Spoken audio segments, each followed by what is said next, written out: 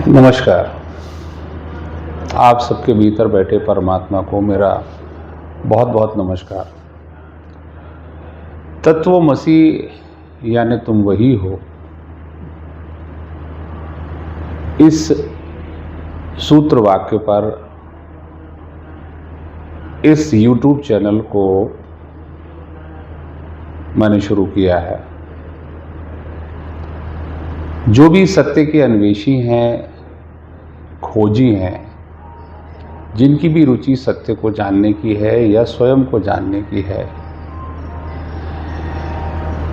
और जिज्ञासा है कि ये सारा जो प्रपंच है वो क्या है और इस सब सारे प्रपंच के पीछे, इस पूरी अराजकता के पीछे, इस अध्यास और माया के पीछे, इस अविद्या के पीछे वो कौन सा तत्व है जिसे हमें जानना चाहिए। तो उस पर आने वाले जो हमारे एपिसोड हैं उसमें हम चर्चा करेंगे। ओशो के इस कथन से आज के एपिसोड की हम शुरुआत करते हैं। ओशो ने युद्ध पर बहुत सारी बातें अलग अलग जगहों पर अलग अलग प्रवचनों में कही हैं। उनमें से जो उनका भाव अनुवाद है वो मैं आप तक पहुंचा रहा हूँ। आप सबने पढ़ा भी होगा, क्योंकि सोशल मीडिया पर ये सारे कंटेंट यहाँ वहाँ तैर रहे हैं। उनकी किताबें मौजूद हैं, ऑडियो बुक में मौजूद हैं। उनके चाहने वाले, उनके विरोधी भी ऐसे मौके पे उनको कोट कर देते हैं। तो ओशो ने कहा है कि युद्ध प्रेम की अनुपस्थिति है, द एब्सेंस ऑफ लव। युद्ध जो है वो इसका परिणाम है। शायद ओशो लार्जली व्यापक रूप से ये कह रहे हैं कि मनुष्य या मनुष्यता जब उस प्रेम तत्व की कमी का शिकार होती है, जैसे कि हमारा शरीर जब विटामिन और प्रोटीन की कमी से डेफिशिएंसी का शिकार होता है, इसी तरह से प्रेम भी कहीं ना कहीं हमारी खुराक है, हमारी मांग है, हमारी चेतना की मांग है। और वो जब वो तत्व कहीं उसकी डेफिशिएंसी होती है तो युद्ध उसका परिणाम है।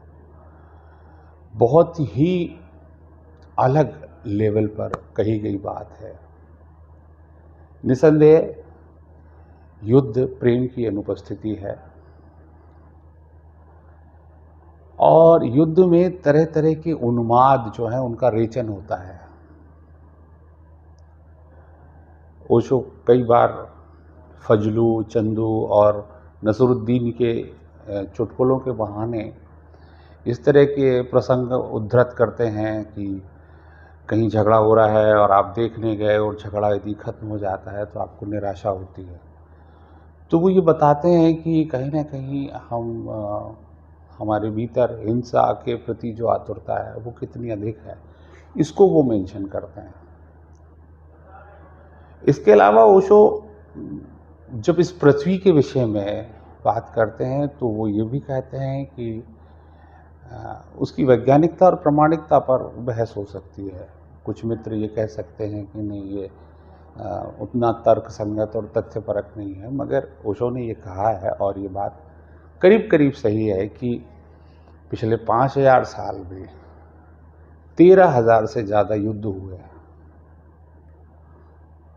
तो इधर जो संसार में, ये जो जागतिक संसार है जिसमें हम रहते हैं, द लिविंग वर्ल्ड, जिसमें हम एक दूसरे को ग्रीटिंग कार्ड्स दे रहे हैं, एक दूसरे की शुभकामनाएं एक दूसरे को दे रहे हैं, तीज त्योहारों पर दे रहे हैं, जन्मदिन पर, वर्षगांठ पर दे रहे हैं, उनको लेकर थोड़ा सा विस्मय का भाव आता है कि फिर ये क्या है कि यदि सच में हम ईमानदारी से, विदाउट एनी मैनिपुलेशन, विदाउट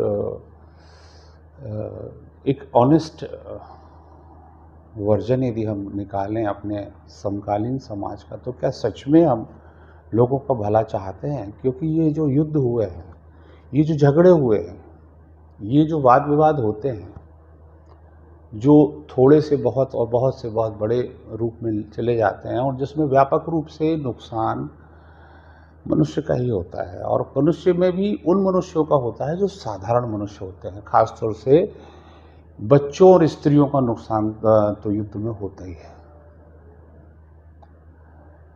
तो युद्ध एक अवसर है चिंतन करने का, अपने समकालीन विश्व को देखने का।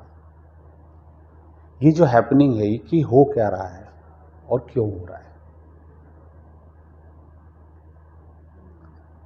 आज यहाँ पर इस पहले एपिसोड में मैं एक ऐसे वीडियो को आपसे शेयर कर रहा हूँ जो बेसिकली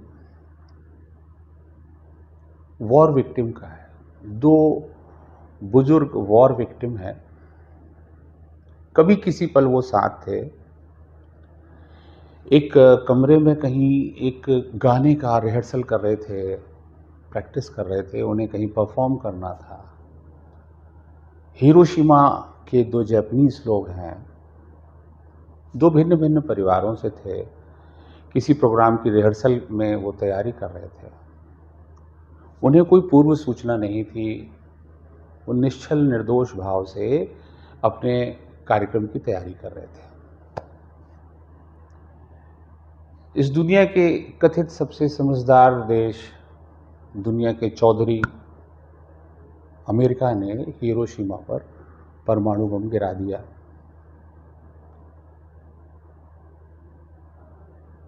इस परमाणु बम के बारे में वो दो लोग जो संगीत का चुपचाप अभ्यास कर रहे थे, वो अनभिज्ञ थे, जैसा कि मैंने आपसे निवेदन किया।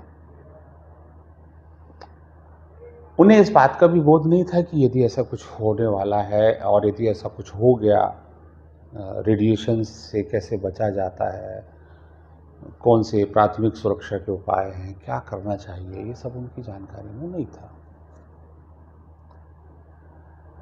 अमेरिका इस शर्मिंदगी को पिछले कई दशकों से झेल रहा है, और जितनी बार अमेरिका शर्मिंदा होता है जापान के मामले में, उतनी बार कहीं ना कहीं मनुष्यता थोड़ी सी ऊपर आ जाती है।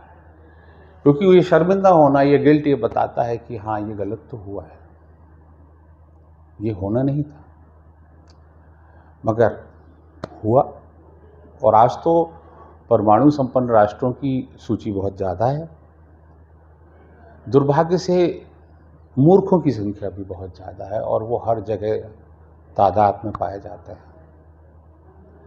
तो यदि युद्ध प्रेम की अनुपस्थिति है, तो उन्माद भी कम मात्रा का पागलपन ही है।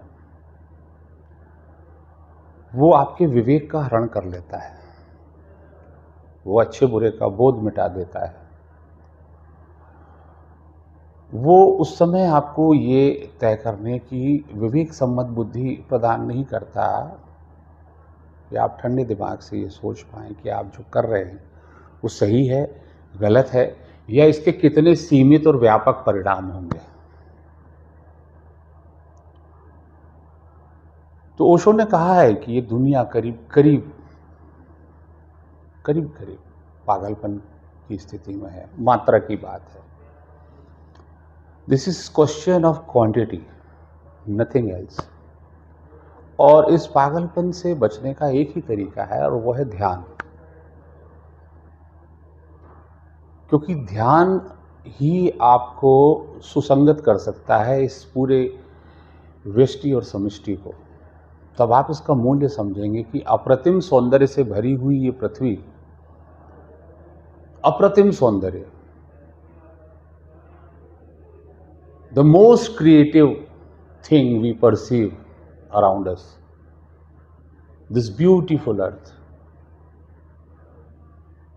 ओशो कहीं कहते हैं कि हमने इतने ज़्यादा एटॉमिक एनर्जी इकट्ठी कर ली है, उस एटॉमिक एनर्जी से हम अपना ट्रांसपोर्ट सस्ता नहीं कर रहे हैं, मगर इस धरती को 5000 बार हम नष्ट कर सकते हैं। वाकई में हम कितने शांति प्रेमी हैं, ये हम सभी को ग्लोबली सोचना पड़ेगा।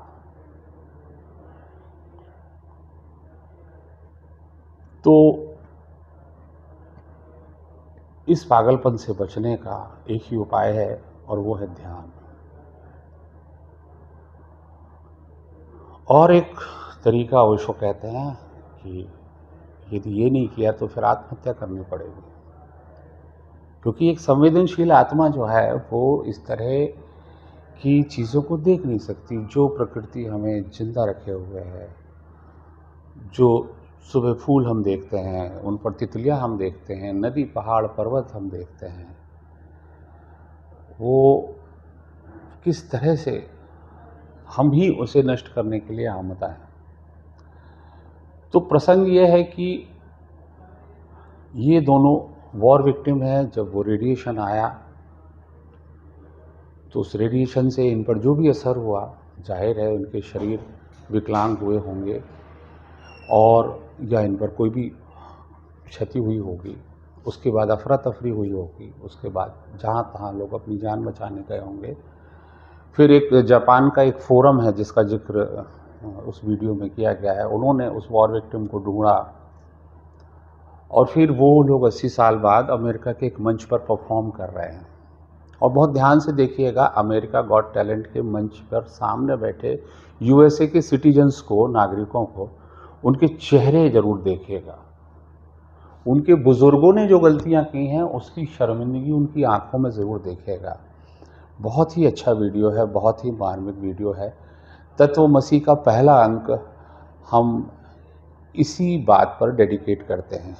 देखिए।